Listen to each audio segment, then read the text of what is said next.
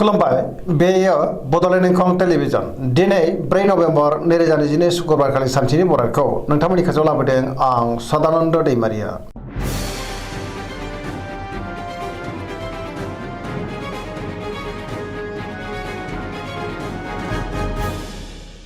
सिगां फरायनो लादों मेष राशि गिबि हांखो अ ल दिनैनि साना जोबोद मोजां सुथुरखौ गोरलैयैनो फेजेननो हागोन जेनिबो आंखाल जानाय नङा जेरावबो देरहासारगोन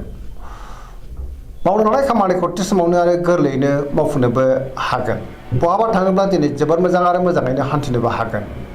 गुबुनजों मोजां सोमोन्दो लाखिनोबो रोंगोन गोसोखौ दिनै जोबोद गोजोननाय मोनगोन देहाया मोजाङै थागोन बहानिफ्रायबा मोजां खौरां फैनोबो हागौ रांखावरियाव दिनै जोबोद मोजां गोबां धोन आरजिनोबो हागोन बेफार फालांगियावबो जोबोर मोजां मुलाम्फा मोननो हागोन आरो आयाबो बांनो हागौ सोरजोंबा बाख्नाय जानोबो हागौ न'खराव दिनै अननानै फैगोन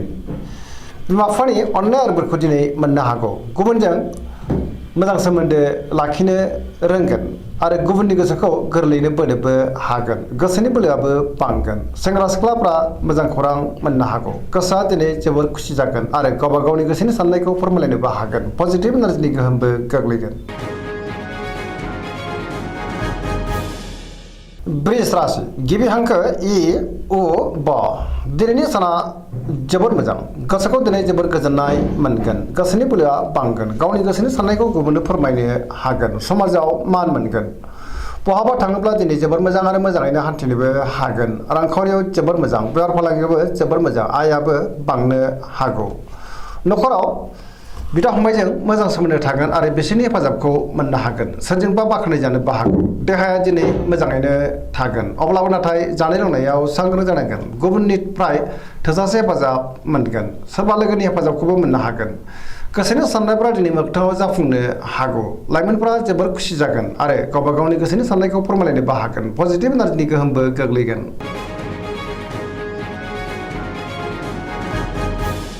मिथुन राशि गिबि हांखो क स दिनैनि साना जोबोर मोजां पजिटिभ एनार्जिनि गोहोम गोग्लैनो हागौ मोनफ्रोमबो बिथिङावनो जाफुंसारगोन गियाननि आंखाल जानाय नङा गोसोआ दिनै जोबोर खुसि जागोन सोरजोंबा बाख्नाय जानानै बांसिन गोजोननाय मोनगोन देहाया मोजाङैनो थागोन अब्लाबो नाथाय जानाय लोंनायाव सांग्रां जानांगोन रांखावरियाव मोजां बेफार फालांगियावबो मोजां होनजायो न'खराव अननानै फैगोन बिमा बिफानि अननाय आरो बोरखौ मोननो हागोन गोसोनि बोलोआ बांगोन गावनि गोसोनि साननायखौ गुबुननो फोरमायनोबो हागोन सोरबा लोगोनिफ्राय थोजासे अनसायनाय मोननो हागौ समाजाव गोबां मान मोनगोन सोरजोंबा बाख्नाय जानानै गोसोआ दिनै जोबोर खुसि जागोन लाइमोनफ्रा गावबा गावनि गोसोनि साननायखौ फोरमायलायनोबो हागोन आरो जोबोर रमान्टिक जागोन। कर्कट राशि गिबि हांखो ड ह दिनैनि साना जोबोर मोजां गोसोखौ दिनै जोबोर गोजोननाय मोनगोन सोरबा लोगोजों बाख्नाय जानो हागौ गियाननि आंखाल जानाय नङा मोनफ्रोमबो खामानिखौनो दिनै मोजाङैनो मावफुंलांनो हागोन गोसोआव पजिटिभ साननाय फैगोन गोथों आरो गोग्गो साननो रोंगोन गुबुनजों मोजां सोमोन्दो लाखिनोबो रोंगोन रांखावरियाव जोबोर मोजां बेफार फालांगियाव जोबोर मोजां मुलाम्फा मोननो हागोन न'खराव बिमा बिफानि अननाय आरो बोरखौ मोननो हागोन गुबुनजों अनजासो गारगोन देहाया मोजाङैनो थागोन सोरबा लोगोनिफ्राय मोजां खौरां मोननोबो हागौ पजिटिभ एनार्जिनि गोहोम गोग्लैगोन फरायसाफ्रा दिनै फरायनायाव गोसो दुंखांगोन आरो मोजां फिथाइ मोननोबो हागोन धोरोमारि बिथिङावबो दिनै गोसो दुंखांनो हागौ।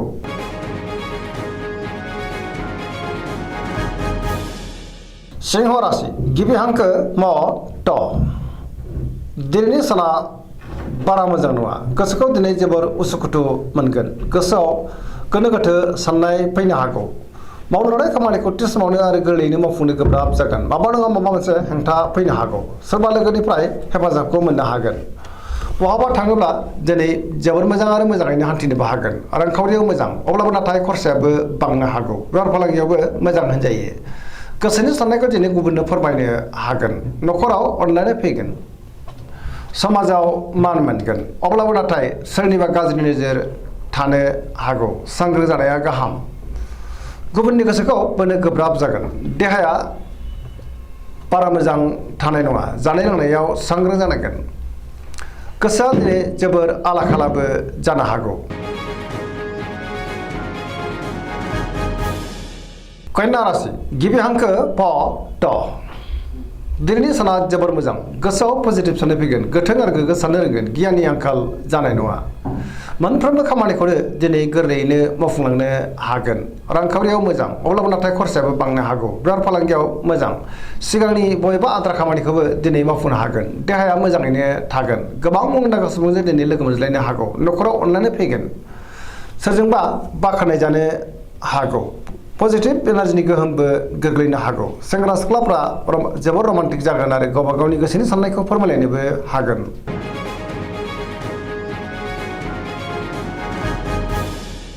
तुला राशि गिबि हांखो र ट दिनैनि साना मोजां आरो गाज्रिनि गेजेरजों बाबेनलांगोन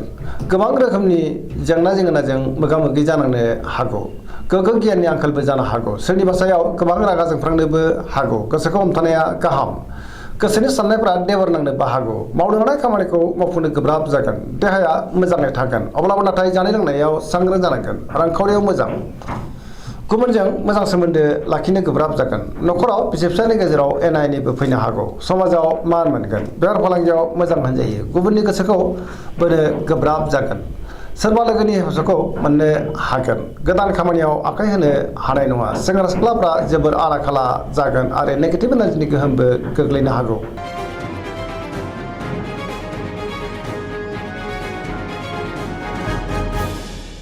वृश्चिक राशि गिबि हांखो न स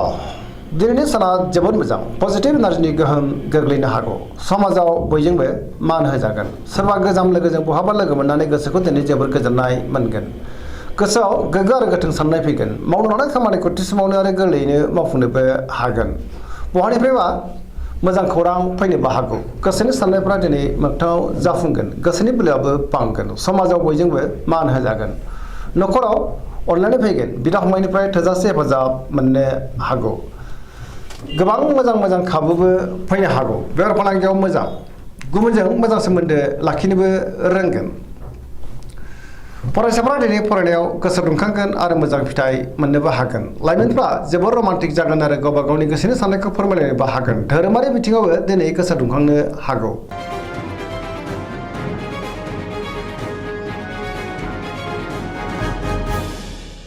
धनु राशि गिबि हांखो ध फ भ दिनैनि साना जोबोर मोजां गोसोखौ दिनै जोबोर गोजोननाय मोनगोन मावनो लानाय खामानिखौ थि समावनो आरो गोरलैयैनो मावफुंनो हागोन बहानिफ्रायबा मोजां खौरां फैनोबो हागौ गोसोनि साननायखौ दिनै गुबुननो फोरमायनो हागोन रांखावरियाव मोजां बेफार फालांगियाव जोबोर मोजां मुलाम्फा मोननो हागोन आयाबो बांनो हागौ सोरजोंबा बाख्नाय जानोबो हागौ बहाबा थाङोब्ला दिनै जोबोर मोजां आरो मोजाङैनो हान्थिनो हागोन गोबां रोखोमनि सिगांनि जेंनाफोरखौ दिनै सुस्रांनोबो हागोन सोरजोंबा बाख्नाय जानानै गोसोआ दिनै जोबोर गोजोननायबो मोनगोन न'खराव अननानै फैगोन बिदा फंबायनिफ्राय थोजासे हेफाजाब मोननो हागौ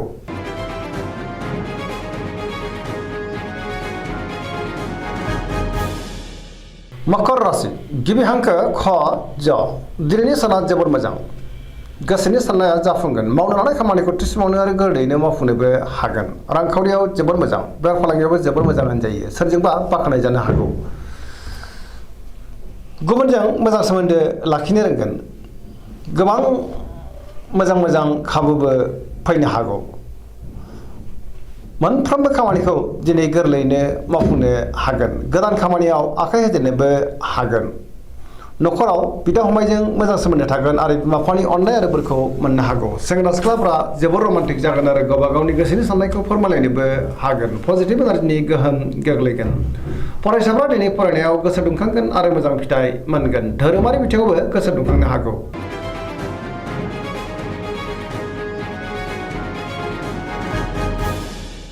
कुम्भ राशि गिबि हांखो ग स दिनैनि साना बारा मोजां नङा गोसोखौ दिनै उसुखुथु मोनगोन गोसोआव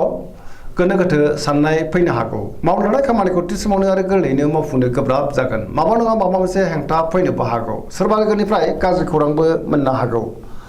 समाजाव मान मोनगोन गोबां मुंदांखा सुबुंजों लोगो मोनज्लायनो हागौ रांखावरियाव मोजां बेफार फालांगियावबो मोजां होनजायो अब्लाबो नाथाय खरसायाबो बांनो हागौ न'खराव अननानै फैगोन गुबुननि हेफाजाबखौ मोननो हागोन बिमा बिफानिफ्राय अननाय आरो बोरखौ मोननो हागोन अब्लाबो नाथाय नेगेटिभ एनार्जिनि गोहोमबो गोग्लैनो हागौ। सांग्रां जानाया गाहाम।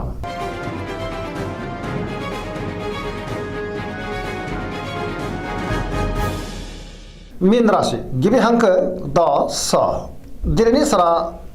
जोबोद मोजां। गुबुननि थाखाय गोबां मोजां खामानि मावनानै होनोबो हागोन। गोसोआव पजिटिभ साननाय फैगोन। गोथों आरो गोग्गो साननो रोंगोन। गियाननि आंखाल जानाय नङा। गावनि गोसोनि साननायखौ गुबुननो फोरमायनोबो हागोन। सोरबा लोगोनिफ्राय मोजां खौरां फैनोबो हागौ। देहाया मोजाङै थागोन। रांखावरियाव मोजां। बेफार फालांगियावबो मोजां होनजायो। गुबुनजों मोजां सोमोन्दो लाखिनो रोंगोन। सोरजोंबा बाख्नाय जानोबो हागौ। सेंग्रा सिख्लाफ्रा मोजां खौरां मोननो हागौ आरो गावबा गावनि गोसोनि साननायखौ फोरमायलायनोबो हागोन। पजिटिभ एनार्जिनि गोहोमबो गोग्लैगोन। दिनैनि राशि फरायनाया एसेनोसै। जोबनायाव बेखौनो खावलायो जाहाथे नोंथांमोना सानफ्रामबो जोंनि बे बड'लेण्ड इंखं टेलिभिजनखौ नायबाय थायो आरो साबस्क्राइब खालामो, लोगोसे लाइक खालामो आरो शेयार खालामो। एसेनोसै, गोजोन्थों।